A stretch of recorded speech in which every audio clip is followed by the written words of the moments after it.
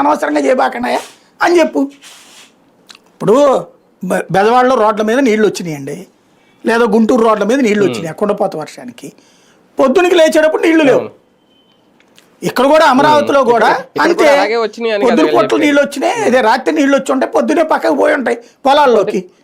పొలాల్లో పోయిన నీళ్లు పొలాల్లోనే ఉంటున్నాయి, అవి నిదానంగా పోతాయి. ఎక్కడికి వెళ్తాయి? ఇంకా పొలాల్లో కూడా ఎండుతాయి ఎండ వచ్చిన తర్వాత. అది సహజం కదా భయ్యానండి, ప్రాక్టికల్గా మాట్లాడండి. అసలు నీళ్ళే రాలేదు అక్కడ, ఇంకా నయ్యం వర్షమే పడలేదని చెప్పాల.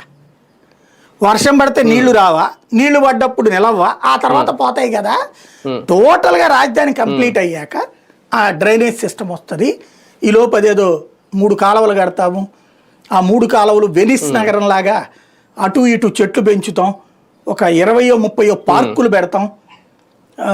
ఒక్కొక్క పార్క్ ఒక్కొక్క రకం సింగపూర్ స్టైల్లో ఉంటుంది. ఇది మొన్నే చెప్పారు కదా మీరు.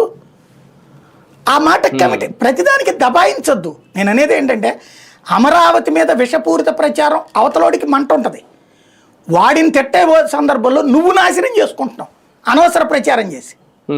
లేదు అన్నప్పుడు ఏంటి అని కనుక్కుంటారు. నాకే డౌట్ వచ్చి ఆ ఏరియాలో ఉన్నటువంటి వాళ్ళకి ఫోన్ చేశాను, నిజమా కాదా అన్నటువంటి. సరే నేను మళ్ళీ ఆ పక్క కూడా చెప్పట్లా.